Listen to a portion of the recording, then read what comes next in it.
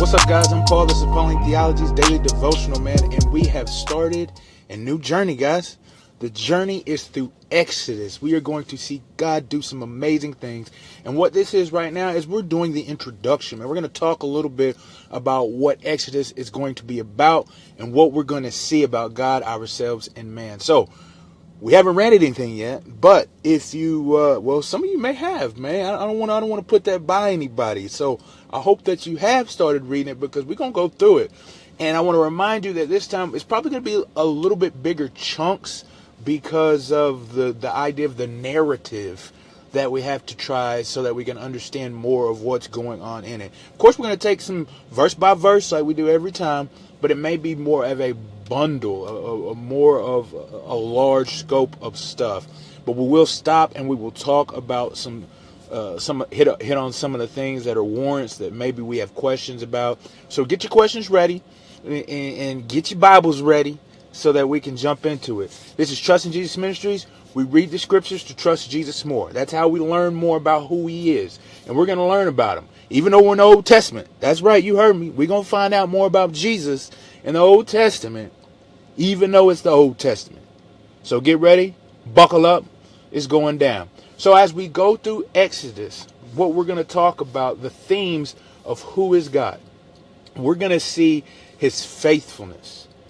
Because we read in Genesis, if you were with us through that, is that he made some promises. Well, now he is going to fulfill those promises. So we are going to see his faithfulness. We're going to see his power, his almighty omnipotence. I guess you can't really say almighty and omnipotence because that's the same thing. But anyway, we're going to see his power, his great and non-surpassing power. No one has more strength than he does. We're going to see that. We're going to see his holiness. We're going to see that he is infinitely, entirely different and separate from all of creation. And that he desires to be seen in that way. We're also going to see that he wants to reside with his people, man. See, that's one of the things we talked about in Genesis, man. It says that he says, I will be your God and you will be my people. And we're going to see him fulfill that promise.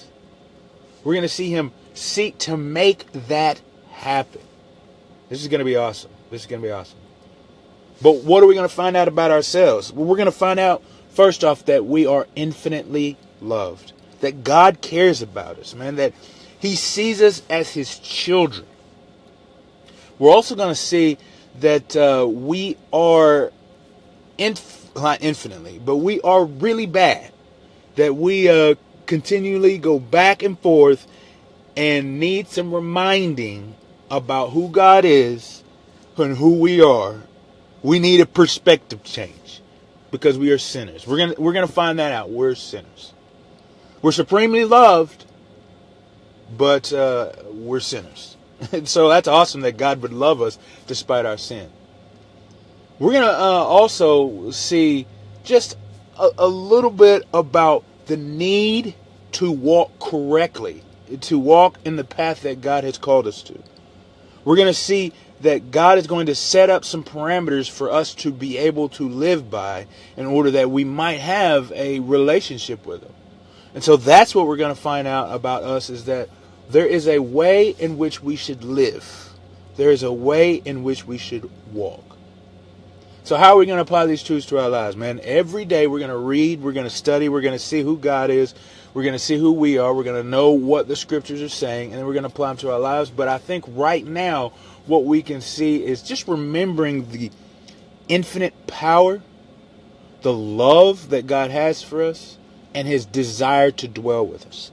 We read in John, it says that, which is so cool, is that the Old Testament and New Testament just come together so well. Even though some say, whoa, God in the Old Testament is vastly different from God in the New Testament. That's not true at all. We're going to see, especially after reading John, going through Exodus, just literally how close together that they are. How close together they are. Jesus came to narrate the Father. And so in Exodus, we're going to see a little bit more about the Father and his love for us. It's going to be great. And so I'm just excited to jump into it with you guys. I'm excited to see how we can apply these truths to our lives. I'm excited to see that we can look at the beauty and the wonder of God. We can see how great and mighty He is, His redeeming love that He has, and then His holiness that is part of His character, and see that how we're supposed to respond to those things.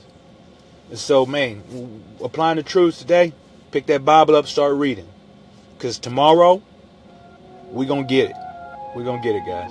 I appreciate you guys for listening, and I'll see you in the next episode.